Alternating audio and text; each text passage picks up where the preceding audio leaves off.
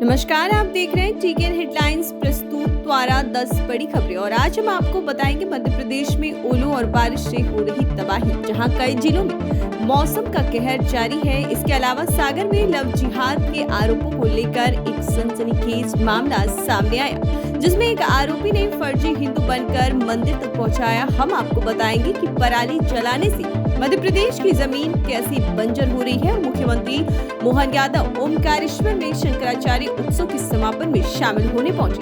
साथ ही सिंगरौली महोत्सव की धमाकेदार वापसी की खबर भी सुनेंगे। तो बने रहिए हमारे साथ, जानते हैं इन खबरों के बारे में और क्या कुछ हो रहा है राज्य में।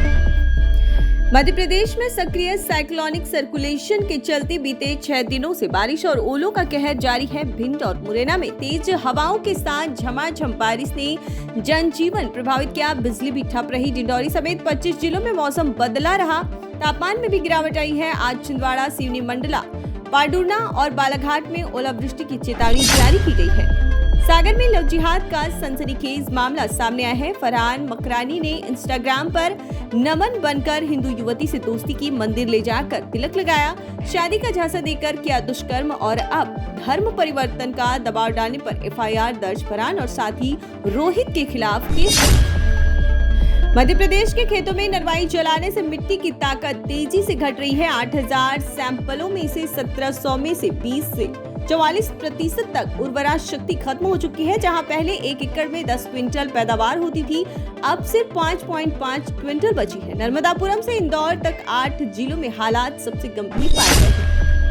मुख्यमंत्री डॉक्टर मोहन यादव सुबह ओमकारेश्वर के लिए रवाना हुए। वे आचार्य शंकर प्राकट्य उत्सव के समापन समारोह में शामिल होंगे। इंदौर लौटकर स्थानीय कार्यक्रमों में शिरकत करेंगे, फिर भोपाल रवाना होंगे। खंडवा से देरी के चलते बीती रात उनका विश्राम इंदौर में ही हुआ।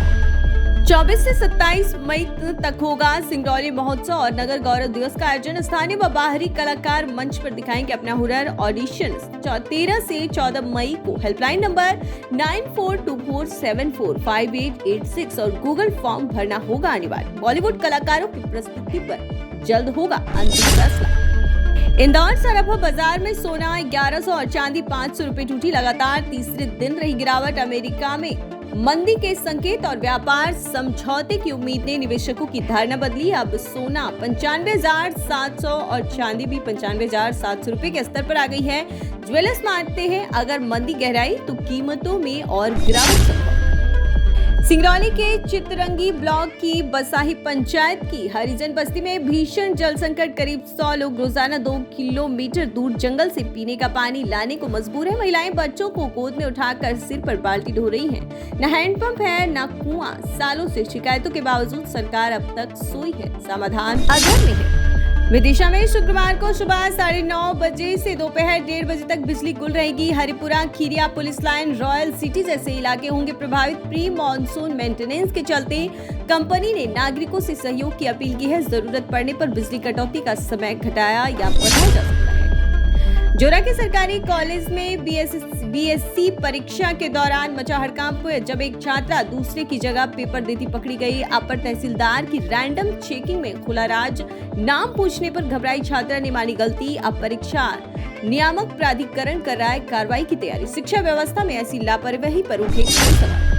ग्वालियर के गुरुद्वारे के पीछे चौपाटी पर गुरुवार रात एक चाप की दुकान में गैस सिलेंडर लीकेज से भीषण आग लग गई। मौके पर पहुंची फायर ब्रिगेड ने आग पर काबू पाया, लेकिन लाखों रुपए का सामान जलकर राख हो गया। घटना के समय आसपास भारी भीड़ थी, जिससे अफरा तफरी मच गई। पुलिस ने मौके पर पहुंचकर स्थिति को नियंत्रित किया। हमसे जुड़े रहने के लिए टीकेएन प्राइम न्यूज चैनल को सब्सक्राइब करें, ताकि सबसे पहले आप तक पहुंच सके महत्वपूर्ण खबरें।